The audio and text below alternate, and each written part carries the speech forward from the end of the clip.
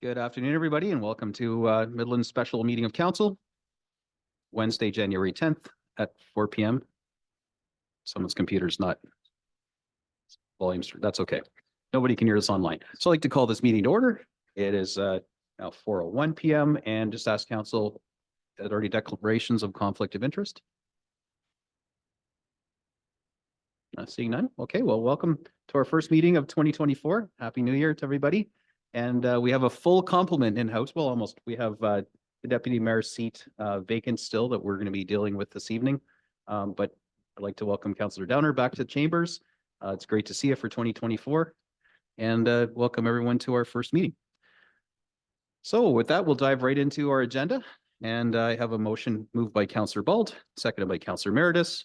And sorry, for those watching along online, you probably don't notice because we're all just boxes, but we changed the seating order, just wild and crazy for 2024. So everybody is in a different, well, almost everyone's in a different chair now, but we're all still boxes to you. So moved by Councillor Bald, seconded by Councillor Meredith, that the contents of the special meeting of council agenda for January 10th, 2024 be approved. All those in favor? Any opposed? That's carried.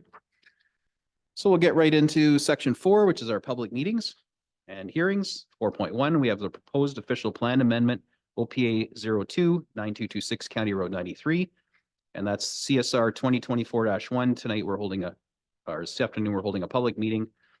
The file number is official plan amendment application OPA 01-23. Address is 9226 County Road 93. And as this is a public meeting, I have some preamble to read. I'd like to call the public meeting to order. This public meeting is being held under the Planning Act to consider an application for a proposed amendment to the town's official plan respecting 9226 County Road 93.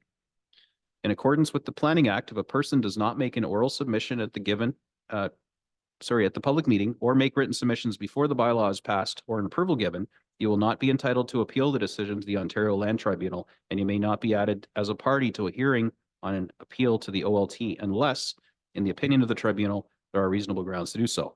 The purpose of the public meeting is for us to hear from residents and to seek clarity on the application. Council is not making a decision on the application or taking a position. Staff will report back in the future with a recommendation report. This is your opportunity to speak, and council encourages you to do so. I'll now ask the town's executive director of community growth, Steve Farquharson, to introduce the application, confirm notification, and to note any correspondence received.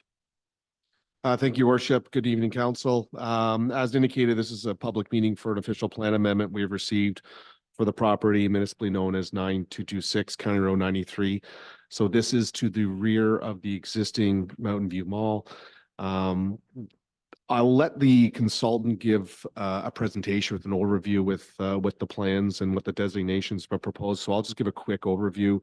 The application right now is to redesignate properties that are designated within the official plan that are natural heritage to a mixed-use corridor designation. So what the applicant is proposing to do is to redevelop this portion of the property. There are no plans right now as to what that built form would be, which is why it's only an official plan amendment. There is acknowledgement that should this receive approval and once a concept is developed, they would come back in for a zoning bylaw amendment, site plan, rezoning, those types of applications once they have a little bit more concrete as what that built form will ultimately be. So by going to the mixed use corridor, it allows for residential, which is what's being contemplated here, but it also allows for commercial as well. So this is only an official plan amendment application that is before council tonight. I can confirm, your worship, that notice was circulated to all landowners within 120 meters of the subject property.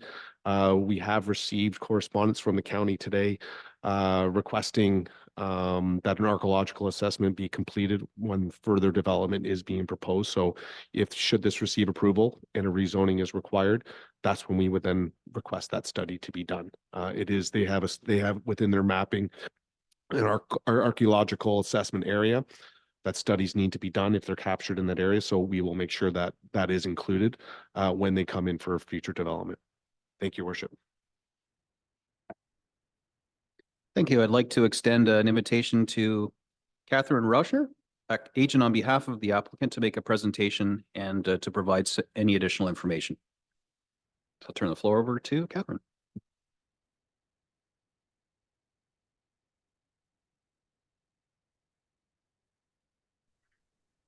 Good afternoon. I trust you can hear me now. Perfect.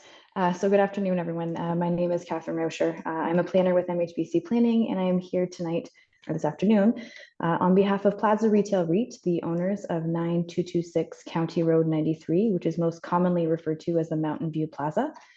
With me today, I believe, also is Oz Kamal, a partner at MHBC.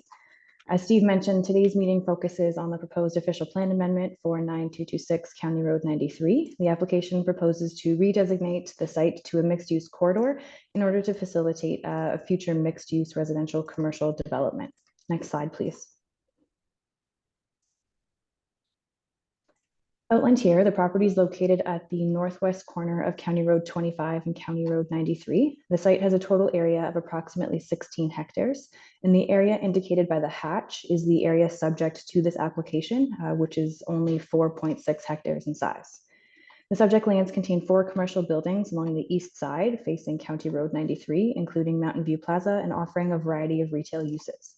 The northwest corner of the property has a stormwater management pond, and south of the pond along the western boundary is the vacant area with sparse vegetation. This is the area subject to the application, and this area contained a septic bed that had previously serviced Mountain View Plaza prior to the plaza's connection to municipal services. Next slide, please. To provide some brief context, north of the site, there is the access road to the Mountain View Ski Center, commercial uses, and followed by natural vegetation. Further north is the Midland Golf and Country Club. East of the site is County Road 39 and commercial uses. Further east are low density residential communities. South is highway commercial that includes uses like the Restore, Mountain View Veterinary Clinic, and vehicle service centers. And west is a forested area. Next slide, please. The Town of Midland official plan designates the subject areas as natural heritage on Schedule C land use as shown here. The intent of the natural heritage designation is to protect significant natural areas such as wetlands and woodlands, along with habitats, and maintaining ecosystem biodiversity and long-term sustainability of the natural heritage system. This designation does not permit commercial or residential uses. Next slide, please. The proposed amendment seeks to redesignate the subject lands to mixed-use corridor, matching the designations on the opposite side of Sundowner Road. The proposed OPA will enable the development of future mixed-use residential commercial development at the rear of the Mountain View Plaza. It's anticipated that vehicular access will be provided from Sundowner Road. However, this will be determined through future applications. Next slide, please. The property is currently split zoned highway commercial and rural. A future zoning bylaw amendment application will be required to allow for residential and mixed use developments on this site. Additionally, as Steve had mentioned, site plan applications will also be required, which will further refine any proposed development on the site. Next slide, please. To provide a brief background on how we got to where we are today, the Town of Midland official plan was approved by the ministry on February 19th, 2021. Since then, our team has had numerous meetings and pre-consultations with town staff regarding this proposal. On October 23, 2023, we provided the town with our official plan amendment application, which was deemed complete on November 30th. As part of our application, we provided a planning justification report along with an environmental impact statement, which was done in consultation with the Severn Sound Environmental. Today is our statutory public meeting, and we welcome any comments on our application. Next slide, please. This concludes my brief presentation, but I would be happy to answer any questions at this time. Thank you. Thank you. Formality dictates that we open the meeting for public comments now. Madam Clerk, do we have anybody online on the Zoom that has indicated they'd like to know? Okay. And I do see one person in the gallery, but I don't believe he's here for planning matters. So this looks like there is nobody in attendance to ask questions. So I'll open the floor up to council if you have any questions about this application. That's a resound. Oh, we have one. Councillor Meredith. I just have one quick question. You mentioned that in the specified area, there was a septic bed in that area that is no longer in use. I'm assuming that the new build would be hooked up to town services. Is that correct? Through the mayor, yes, that would be correct. Any new development would be hooked up to town services and the existing septic bed would be removed. Thanks. And yeah, that's actually one of the fringe benefits of the interest in development up that corridor is because we serviced up on Beach Road. There is a lot of capacity for growth. And I've talked to several developers and people that have land around this subject property, and there's all kinds of plans. Unfortunately, not in the immediate future, but when market conditions are better, to really build out and expand into that area that was our secondary plan area. So lots of exciting times. And for those following along on natural heritage, knowing that I've been a big advocate of I'll call it fixing our official plan that's overly littered with natural heritage constraints, while we're working on a more wholesome, broad way to remedy some of these development constraints that come from natural heritage that you'll see on our budget. We'll be asking for council to, agree to fund and help that study so we can make some big changes. Credit to the planning and growth department that they've been working on applications like this with individual developers to remedy that situation and unlock the development potential, especially for housing for properties. So again, hopefully I've said this a few times now, this gives people hope in our community who also own subject lands that are constrained with natural heritage, that there is a viable path forward. We're using the entirely proper process right now, and this is how it's done, but it's expensive and labor intensive. And for the most part, I'd like to see it not have to continue like this. So I appreciate the proponents, Plaza, and the consultants' hard work with our team to get us to where we are right now. That's just not really a question, more of a comment, acknowledging the good work by everybody, and I'm glad to see this moving ahead. So considering there's no further comments or windbagginess from the chair, I'd like to thank the public for their attendance. There aren't any, but I still thank you for maybe watching online and being interested in this. And I will call the public meeting to an end. So with that, I have a motion moved by Councillor Prost, seconded by Councillor McDonald, that staff report CSR 2024-01, public meeting, the official plan amendment application number OPA 121 for 9226 County Road 93, dated January 10, 2024, be received for information. I don't do any discussion on that one so I'll just call the question. All those in favor? Any opposed? That is carried. Thank you very much. All right, up next, section 5 of our agenda on the special meeting, our reports. And we have CSR 2024-2, zoning bylaw amendment, ZBAO 423-for 710 Bomb Beach Road. It's a recommendation report. And I'll read the recommendation, and then I'll ask Mr. Farquharson for comment. And this, of course, stems from a public meeting that we had earlier on another date about the proposed use changes at the 710 Bomb Beach Road location. So this is a motion. Actually, I won't read the motion. I'll just read the wording right now. The staff report CSR 2024-02, zoning bylaw amendment application ZBAO 423 for 710 Bomb Beach Road, dated January 10, 2024, be received, and that one zoning bylaw amendment application ZBAO 423 to rezone the lands at 710 Bomb Beach Road from highway commercial, or HC, to highway commercial exception 12, HC 12, zoning be approved, and to that implementing the zoning bylaw and the bylaw 2024-1 be passed, that we would then pass later this evening. Take it away, Mr. Farquharson. Thank you, Worship. As council may recall, we had a public meeting on this particular application on December 6th. This is the existing plaza that's currently under construction. There's three buildings that are constructed right now. And the applicant is looking to, there's two more buildings that are proposed to be constructed. The foundations are currently in. What they're looking to do is to allow for those two buildings to have residential above them. The current zoning does not allow for that residential use to be permitted in that particular zone. So the applicant is looking to recognize that existing use. They originally came in with a proposed amendment to our definition of apartment building. Staff looked at that request, and we actually felt maybe it'd be more appropriate to add a new term to our zoning bylaw, and it would be apartment building mixed use. And what this does is it requires them to maintain the commercial on the main floor. So that way there is that that commercial component that's being maintained. This could also be used in other portions of the municipality when developers are coming in wanting to have residential, but they want to maintain the commercial on the main floor. So we thought that by adding this new term to the zoning bylaw to allow for it on this property, it would benefit the larger community as well.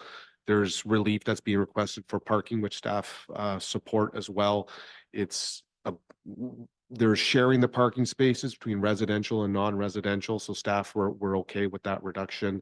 They were requesting that the daycare be permitted as well as site-specific permission there. Through our review of the housekeeping that was done on the zoning bylaw, it was actually added to this zone, so that special provision is no longer required. The daycare is permitted as of right. So staff have reviewed the application. We're okay with the rezoning. Should council approve the rezoning, the next steps would be staff would come back to council at a future date with a condominium report recommending a decision be made on the condo file. So we tried to space it out so that way we've got a little bit more time. Like a plan of subdivision, we need to get draft plan conditions and that from external agencies so that we can formulate that. So once council approves this, should they approve it, we will then look to bring forward the condominium report in the next month or so for council's consideration. If there's any questions, I'm available, your worship. Thank you.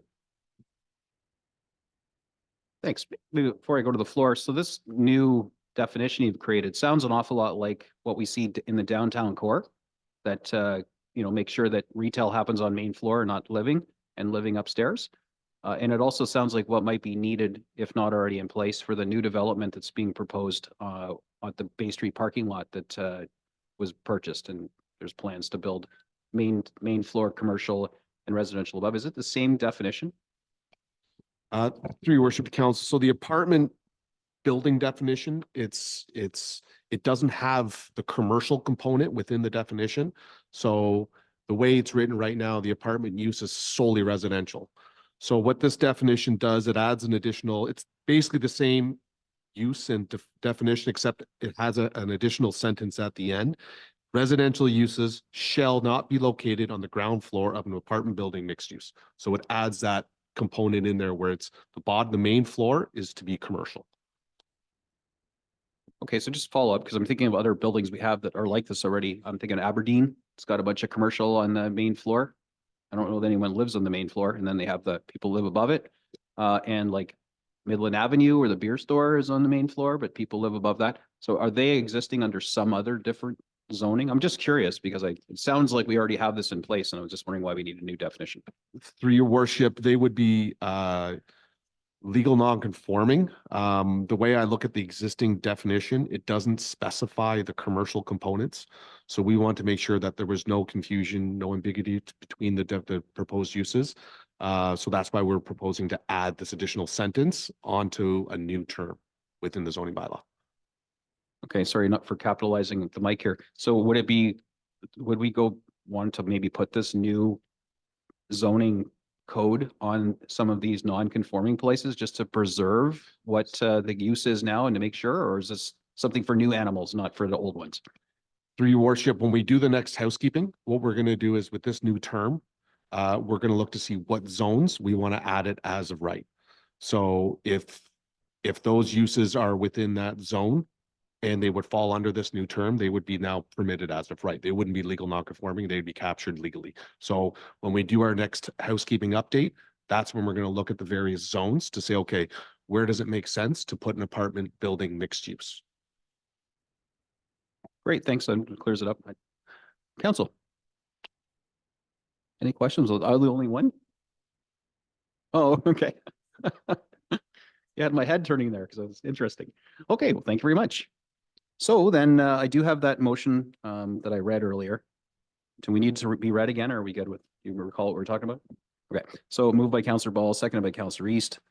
The motion that I previously read before we had Mr. Harkison speak to it.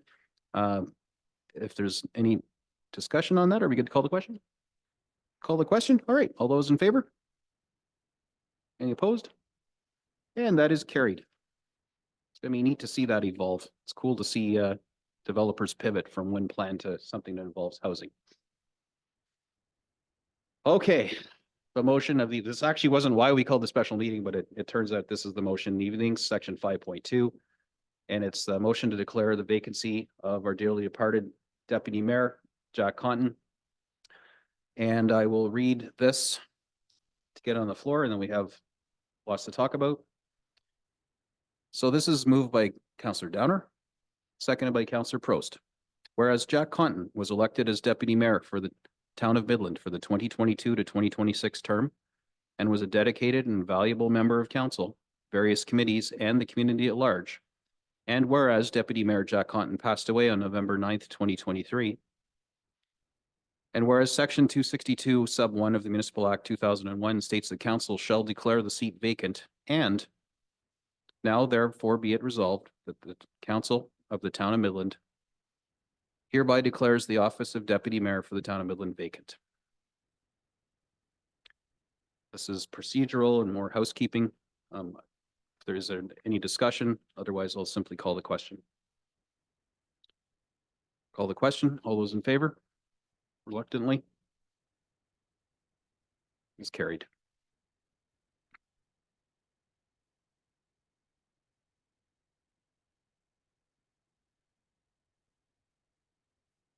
Agenda item 5.3. CSR 2024-3 council vacancy position. That staff report CSR 2024-3, the council vacancy position dated January 10th, 2024 be received. And the council vacancy policy attached to this report be adopted. We're going to discuss that policy in a moment. And the council approves an option that blank remains to be filled after discussion of the policy for the purpose of filling the current vacant deputy mayor seat. And lastly, the council direct the clerk to proceed accordingly. So council, you'll see a council vacancy policy that has been crafted by our clerk. We didn't have one. And so even though we actually had to do this a couple of times in our history, it was more kind of winging it at the time. So we've cleaned that up, and the clerk has worked diligently to aggregate best practices from other municipalities that have faced similar circumstances, or for people who've resigned to their seat, and put together the draft that you see in the attached to the agenda. And that covers all the different options that are available to us under the Municipal Act. Effectively, there's only two. The Municipal Act doesn't speak to how appointments are done, other than appointment is one of the two options. And of course, the other one being a by-election, which I've been asked several times about, and clearly is the most democratic way to go about filling a vacancy. However, the cost that's associated with it, as it turns out, is no less to fill one vacancy than it is to fill 9. And so one of our options is to, spend that money and do what's arguably the most democratic thing, or to proceed by appointment. And then appointment has several different options for us as well. So perhaps before we get into what we would like to do, let's talk about the policy in the draft and see if there's any discussion around the policy and if it makes sense and if there's any changes we'd like to make to it. So let's open the floor up to a discussion on the draft policy first. Who wants to go first? Councillor McDonald.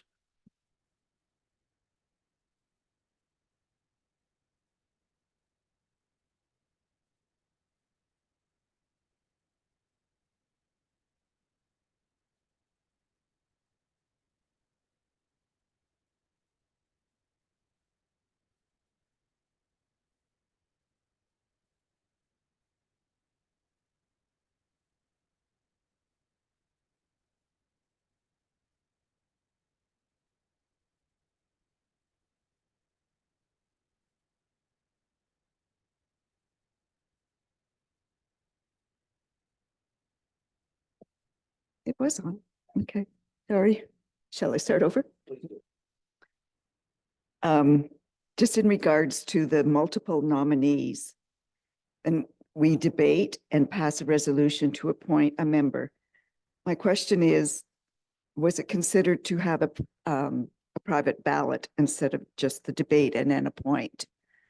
especially if there's no resolution that everyone agrees, like if it's not by consent. Madam Clerk, most of these questions are going to be directed at you, so feel free to respond. Thank you, Your Worship. Through you to Councillor McDonald. With the appointment process, there is a direct appointment. And by directly appointing, council has the opportunity to ask if someone wants to be appointed. And they have to nominate someone, they accept the nomination, and then you have the debate if there's more than one. The council member can be appointed to the seat of the deputy mayor. By that process, we don't have the private ballots, and everything has to be discussed in open session.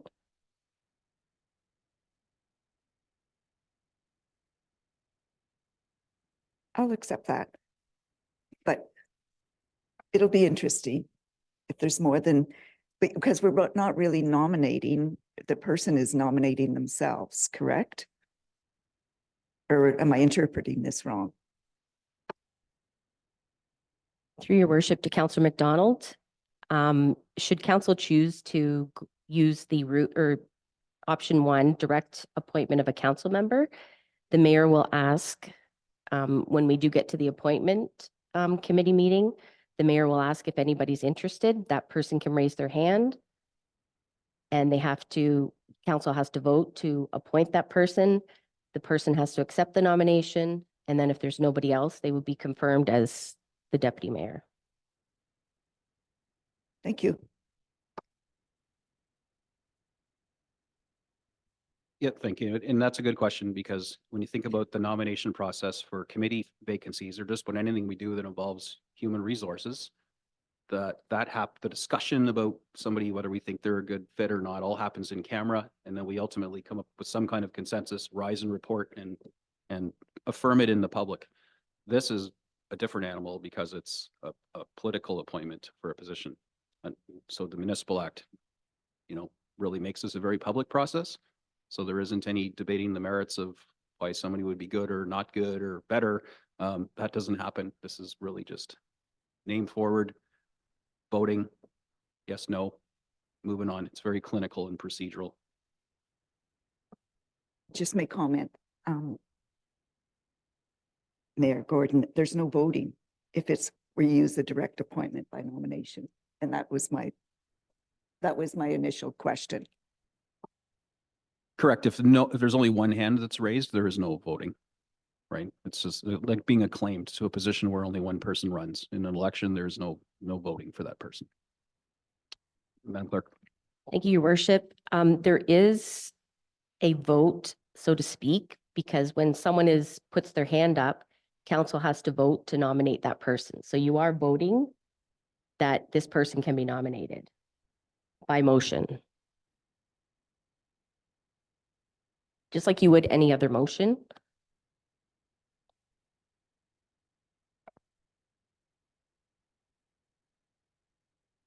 Does that make sense, Councillor? Verbally, it makes sense, but I don't see where that's in the description of the direct appointment by nomination. Through your worship to Councillor McDonald, the policy just sets out the process, and it's the clerk's discretion and as well as council as to, it does say that they're appointed by motion. So therefore you would go through the same process that you would for any motion that you vote on. The policy doesn't have to be that specific with procedures.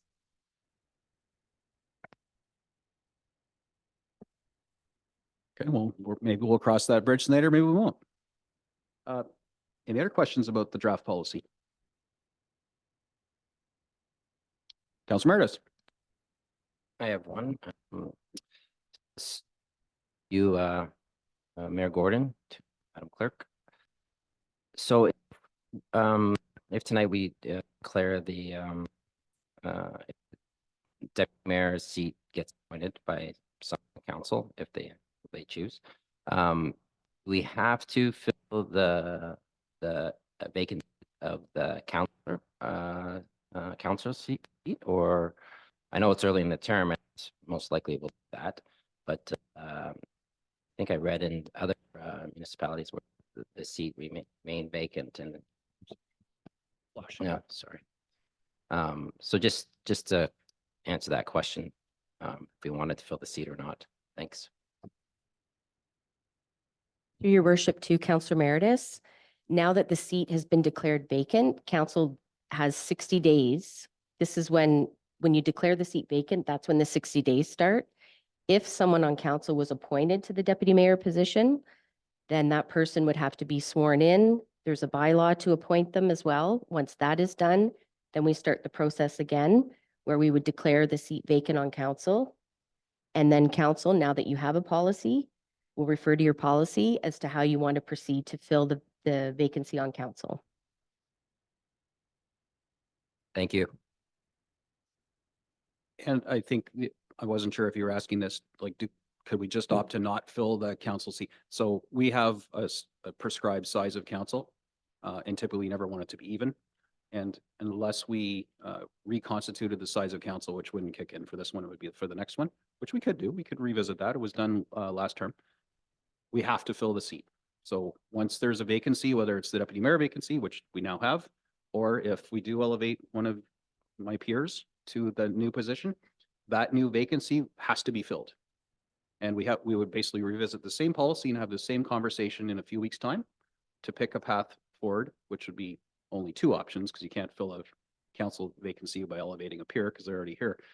We'd have to pick one of the other two options, either go out to the wild or, just constrain to a list of previous candidates, or technically the third one is a by-election. So is it clear that a vacancy tonight we can fill in-house if we're willing to do that, or which would then trigger a new vacancy in, I guess, a couple weeks' time?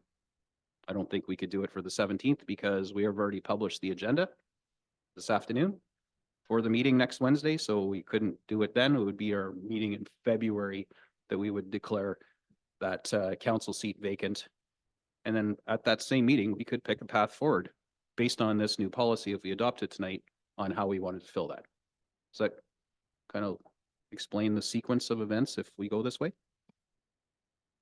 Yeah, that's clear to me. That what I'm getting is what I just heard from Madam Clerk and what you just explained to me. We declared the seat vacant. We'll fill the seat. A counselor's, if we do fill the seat with a counselor, then we come back and have to declare the counselor's seat vacant. So it's not automatic that we're going to fill it unless we change the number of counselors. But I was just doing it for my information only, not that we're going to, we possibly may do that. I don't know. But and so what you said, we have to fill the counselor seat, is not particularly, it goes against what Madame Clerk just said. Is that not correct? Or Thank you, Your Worship, through to Councillor Meredith. Essentially, we have to treat one vacancy at a time. So if council were to decide to direct appoint a council member for the deputy mayor position, then that can be done as a direct appointment. And keep in mind, typically, or obviously, if it's a vacancy in the mayor or deputy mayor seat, then 90% of the time it is someone on council that gets to fill that vacancy. So once that is done, and whoever is nominated, we have a process to follow. So there's a bylaw that needs to be passed to appoint this person. I will have to go swear them in, similar to what we do at the inaugural. Then once that is done, at that same meeting, we would pass a motion to declare the seat vacant. So the 60 days starts again. And then council can choose, you can direct appoint a member of council, but it wouldn't for the member of council vacancy, but it obviously wouldn't be a member of council. So you still have the option to direct appoint at that time as well. Or most municipalities I've found in my research have done option 2 in the policy, which is application and call for nominees. So basically they have to fill out some applications. We do a notice. We have a special meeting at council. It's more or less similar to a job interview. So council still at the end of the day has that's where the recorded votes are, where it's, I can't think of the word right now, ranked for voting, and it's all done in open session. But at the end of the day, it is up to council. If you decided as a group to direct appoint someone for a member of council, you have that authority as well.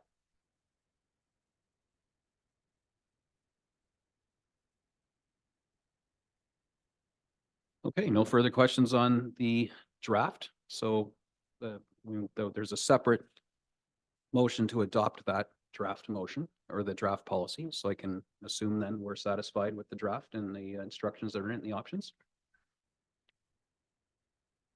So then, Madam Clerk. Thank you, Your Worship. Just for process reasons, would you be able to, there are two, I split the recommendation into two. So just read the first one so that the policy is adopted separately, and then council still has to have the discussion as to what they want to choose. Right on. So I have a separate motion. So there are three recommendations on this. They're broken into separate motions already. So this first one's moved by Councillor Meredith, seconded by Councillor Bald, that the staff report CSR 2024-3, the council vacancy policy dated January 10th, 2024 be received. And that one, and the only one on here, is that the council vacancy policy attached to the staff report CSR 2024-3 be adopted. Could we have a recorded vote, please?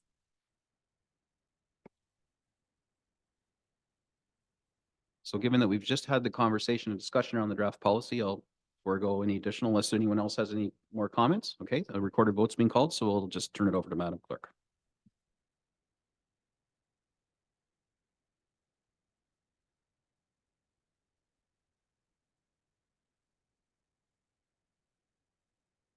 Thank you, council. You've heard the question. When I call your name, please answer yes or no. Councillor Bald.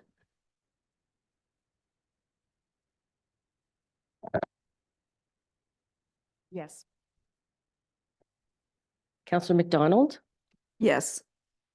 Councillor East, Yes. Councillor Prost, Yes. Councillor Downer, Councillor Meredith, Yes. Councillor Ball, Yes. and Mayor Gordon. Yes. Motion is carried unanimously.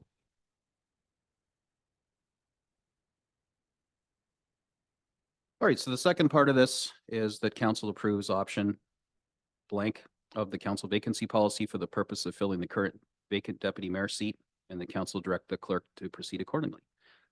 So as we've just received the highlight from the clerk in the conversation that ensued, option 1A is direct appointment by nomination. And we have the option of elevating effectively one of my peers, one of you, if one of you are willing to stand for that position and the additional responsibility. I'll remind council and people follow along, other than there is a little more remuneration. So if somebody does put their hand up wanting to do this, they will have to declare a pecuniary interest. But other than I think it's $10,000 more a year, something to that effect. Really, you get no more say. It's the same voice, same vote, same input as the rest of you. The only additional responsibility is working at county with me and the county committees and the work that's involved, as well as chairing the lion's share of the council meetings. I get to open and close them, but the deputy mayor does all the mouth work and effectively runs the meetings and becomes our local expert in procedure policy. And I sit back largely and watch it all happen. It also would entail filling in for me at events where I need to represent the town, but either can't because I'm double booked or I'm out of the country or something to that effect. So I think most of you have seen the kind of work that our former deputy mayor, Jack Honton, did. And that is effectively, that's the job. No more sway or influence, no more power, but more responsibility. And I would personally, I would welcome the opportunity for any of you to assume that chair. I think having somebody who's already part of this team that's fully up to speed and was part of our strategic planning process and knows all the balls we have in play, to me would be the easiest, best fit for this term. In my heart, I'd love to see a by-election, but I can't square the costs, quite frankly, with our municipality. So direct appointment from and elevating one of you would be my preference, and I would hope to see a hand or two.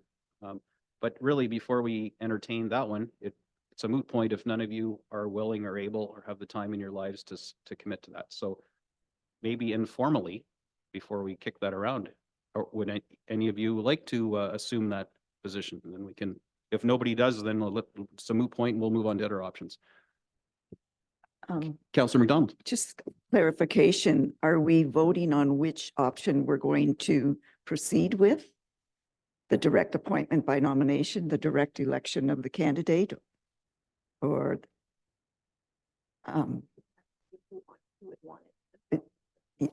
yeah, are we going to discuss who wants it before we decide which option we're going to proceed? Perhaps one of us would rather go a direct appointment. Am I making sense? Yes, and so what effectively I'm saying is that it's irrelevant to have the conversation about elevating one of my peers to this position if there are no one wants to do that. So this is just an informal ask. If nobody wants to put their hand up when the time comes, then we'll skip that entirely and let's talk about the other two appointment options and of course the by-election, because that's still an option on the table. So this is just an informal ask before we dive into elevation of a peer. If one of you would like to assume that role and the responsibilities that come with it. I'm asking, yeah, if there's a hand that's going to go up. I see two hands. Okay, so from my perspective, that is an option that council probably should spend some time and effort on. So I will stop talking and let's talk about option 1A, direct appointment elevation of a existing council member to the chair, to the seat of vice president, as if deputy mayor be watching too many Trump videos. That is good entertainment down there. So is this a viable option, council? Would you like to any comment or questions about direct appointment of and elevating a peer? Councillor Meredith.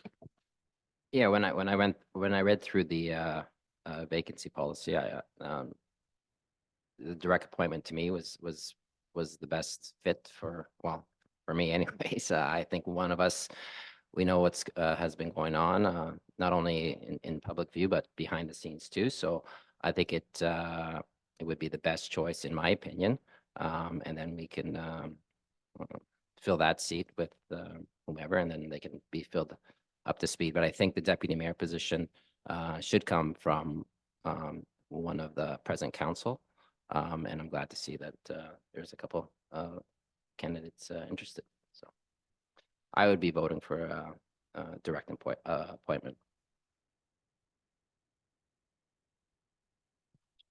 Councillor East. As much as I would like to see the democratic process as you would, I have to agree that, being fiscally responsible for accruing another tax percentage to our taxpayers, I don't think it would be responsible of us to put that on them right now. This is really hard. It is for me. But at the same time, I feel that option one is responsible. We have a team that we built, and I personally feel that it would continue our team working in a positive direction. So for me, option one is the most responsible choice.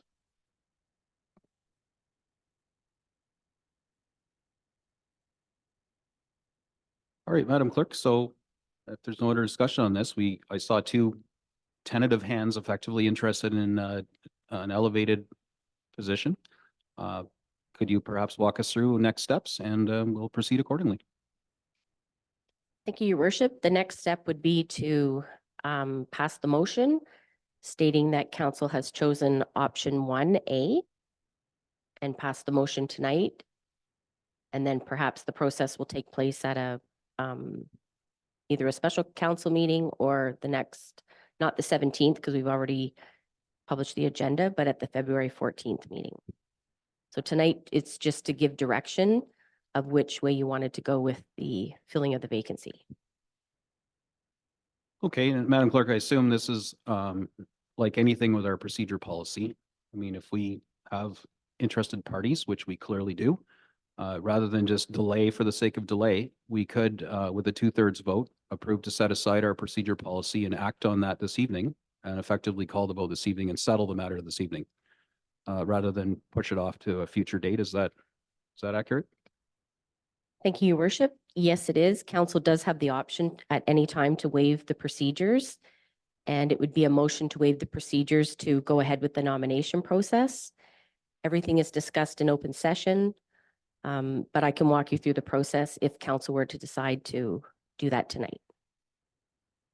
All right, well, thank you very much. So step one would be that to pass this motion, whether we deal with it tonight or at a future council meeting. So this is moved by Councillor Bald. And it doesn't matter that your hand went up because this is just agreeing on a process. So that Mike or Madam Clerk, would that put the member in conflict to agree on the process because they're interested in participating in it? Yes, Your Worship, I think we should have a different mover other than the two that put up their hands. So a different mover, but could they still participate in the vote? Or, I mean, typically conflict is up for people to determine on their own, but this is kind of a weird one. What's your professional opinion on this? Thank you, Your Worship. They could still vote on the motion because you've had the general discussion that you know that there's interest, but I think it might be best to have someone other than the two that put their hands up on the motion.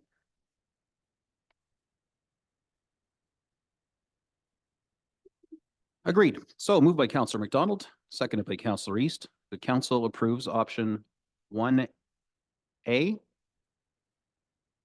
Again, I'd request a recorded vote. Of the Sure. council vacancy policy for the purposes of filling the current vacant deputy mayor seat, and the council direct the clerk to proceed accordingly, and a recorded vote has been called. So I'll turn this over to the clerk.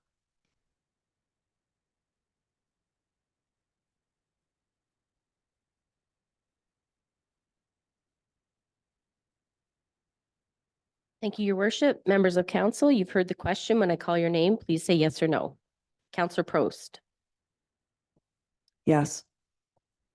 Councillor Meredith, Yes. Councillor McDonald, Yes. Councillor Bald, Yes. Councillor East, Yes. Councillor Downer, Councillor Ball, Yes. and Mayor Gordon. Yes. The motion is carried unanimously. All right, council. So this would be the spot where you never know how these things play out, but I would suggest, and I'm going to find it. I had this prepared, so in case we were going to be acting this evening. That I'd suggest that we could deal with this matter since we've picked a path forward. We could deal with this matter this evening and just be done with it. And then that allows us at the next regular meeting to declare one of, I'm assuming only two hands are going to go up, maybe more. One of our chairs will be declared vacant. And then we can kick that process off and again have another vote to decide on a path forward, whether that's well, one of the options in the policy we just adopted. So in order to do that, we'd have to waive procedure policy. And so I need a 2/3 vote to do that, to get it on the floor tonight and to accept the nominations and vote accordingly. So I think I know I do. Just, I'm sorry, it's in my pile here. Here it is. So this would need to be moved by a councillor, moved by Councillor Ball, seconded by Councillor East. The council waive the rules of procedure in order to allow the nomination process to occur with respect to the direct appointment of a council member for the vacant seat of deputy mayor. Again, this is more of a procedural motion, but is there any commentary around this? The rationale as to why we would waive procedure to do this evening? No? I'll call the question. All those in favor? Any opposed? That is carried. All right, council, this is all new territory here, so I'm going to ask for the clerk's guidance on what we need to do to affect this nomination process and make it work. Thank you, Your Worship. With council agreeing to waive the rules, at this time you can call out to see if there's anybody who wants to be nominated. So ask for nominees. Thank you. So, council, who would like to be the next deputy mayor of Midland? I see two hands, Madam Clerk, Councillor East and Councillor Bald, both fine candidates. Or sorry, Councillor Prost and Councillor Bald. I'm the one that did this by mixing everybody's seating arrangements up, and my brain is trying to catch up to it. So Councillor Prost and Councillor Bald. Thank you, Your Worship. The next step would be, I have a motion to, we'll do them one at a time. I'll bring them up to you.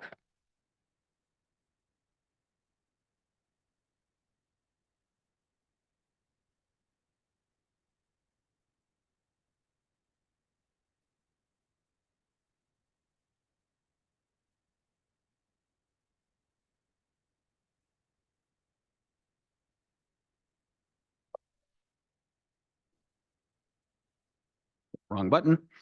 Okay, so we do this. We have two hands, so there'll be four motions in total here. So the first one is a nomination. So I need somebody to bring the first motion on the floor that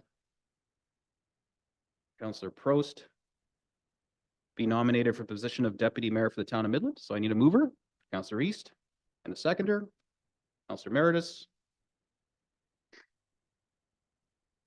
Any discussion around that? Oh, Madam Clerk. Sorry, thank you, Your Worship. Once Councillor Prost has been nominated, she should declare a pecuniary interest and not vote on the motion, obviously. Very good. So I actually need you to do that declaration, Chair Mike, please. I declare conflict of interest.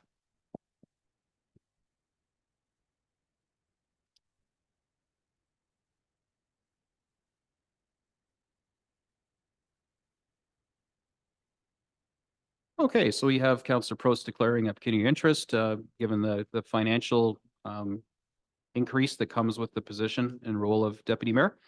So we have Councillor Prost. So I need moved by Councillor East, seconded by Councillor Meredith. Councillor Prost be nominated for position of Deputy Mayor for the town of Midland. All those in favor? Any opposed? That is carried.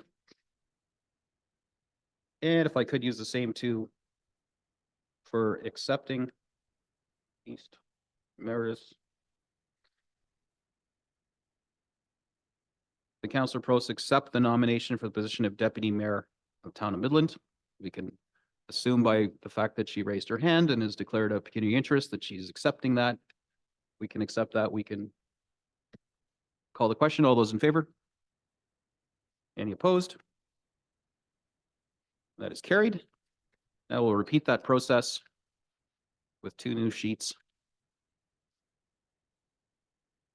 for Councillor Bald. Thank you.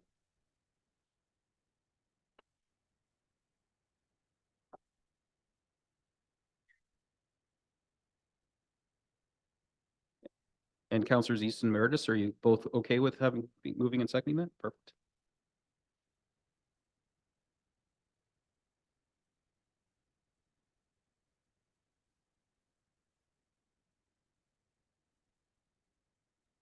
All right, moved by Councillor East, seconded by Councillor Meredith, that Councillor Bald be nominated for the position of Deputy Mayor, Town of Midland. All those in favor?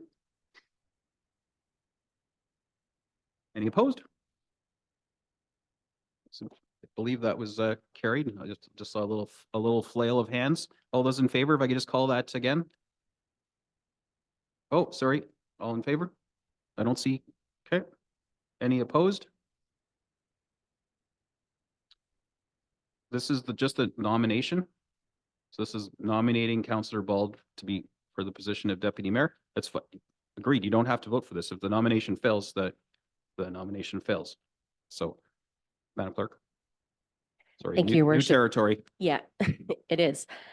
Just to clarify, this is just to nominate Councillor Bald, but again, if you don't want to support the motion, then you don't vote, or you say no. Yeah, perfect. Okay, so again, this is not, we're not choosing the deputy mayor in this one. We're simply allowing nominations to happen. However, if the nomination fails for Councillor Bald right now, then there is no further conversation about this. Madam Clerk, is that correct? Maybe just to clarify, should there be two nominees, what will happen is both of them will have to declare a conflict. So Councillor Bald Once she's nominated, we'll have to declare a conflict of interest. And then council has open discussion, and there has to be a consensus amongst the 6 remaining councillors and the mayor, 5 and the mayor, as to who to appoint. So there is no, you have to decide which of the 2 you will appoint, and that's how we move forward. And none of that happens if the nomination is not successful right now. Okay. Is council clear on that? Just in short, if you really support Councillor Prost's application, then you can not support this one. And it's just, that's over. Right? Not a slight on Councillor Bald. It's just the process. Okay, so then I will call this question yet again, now that we're all clear as mud on this, that Councillor Bald be nominated for the position of Deputy Mayor. All those in favor? Any opposed? And everyone's abstaining? Oh, two opposed. That motion is defeated. Okay, so the next motion's moot. And Madam Clerk, where are we now?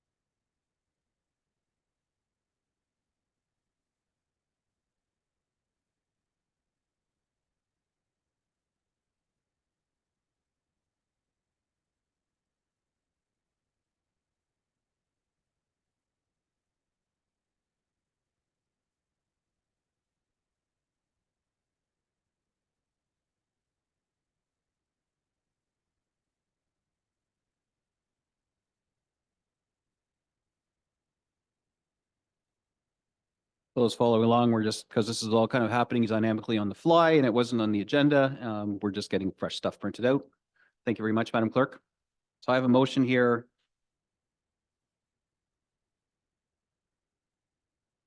That Councillor Prost be confirmed as the new deputy mayor for the town of Midland, and that the required bylaw be brought forward to the regular meeting of council scheduled for February 14th, 2024. I need a mover and a seconder. Councillor Ball. Coffee brain here, seconded by Councillor East. Again, the Councillor Prost be confirmed as the new deputy mayor for the town of Midland, and that the required bylaw brought forward to the regular meeting of council scheduled February 14th, 2024, Valentine's Day. How lovely. Maybe I can kick off some quick conversation on this before we call the question. I just want to thank Councillor Bald for the courage to put your hand up on this process, and Councillor Prost as well. It's a big responsibility, and I truly appreciate the fact that both of you stood for this, and we're willing to do it. It means an awful lot to me. I know we got a great team here. Any other discussion for the call to question, Council? All right, all those in favor? Any opposed? Or none? Carried. I'd like to congratulate our soon-to-be Deputy Mayor Prost on your appointment, and for the public following along, as well as our one member in our gallery. There will be a vacancy declared at our next council meeting on February 14th, it sounds like. And so on Valentine's Day, we'll have a vacancy declared, and we have lots of time to make sure that we can actually pick a path forward that evening as well. And that will, depending on how we go, I can tell you ahead of time, my heart is at the, let's open it up to former candidates as well as the rest of the public. And let's get the process going and fill this council vacancy as soon as possible. We'll have that fulsome debate that evening. So I'd like to thank council and the public for for helping us through this process. And again, a hearty congratulations to our deputy mayor-elect for whatever that is, Councillor Prost.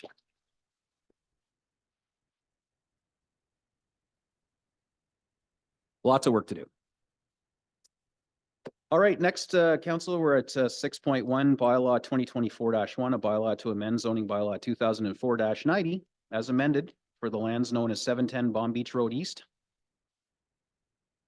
And also bylaw 2024-2 to appoint an integrity commissioner for the corporation and town of Midland.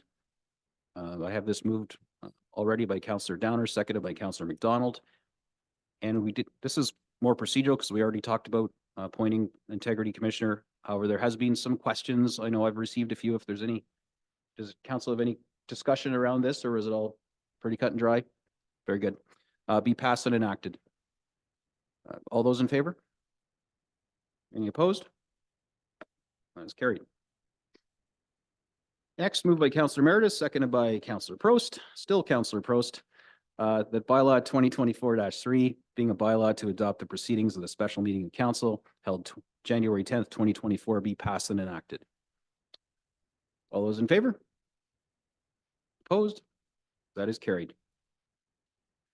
And last but not least, the count moved by Councillor East and seconded by Councillor Ball that the special meeting of council adjourn at 5:02 p.m.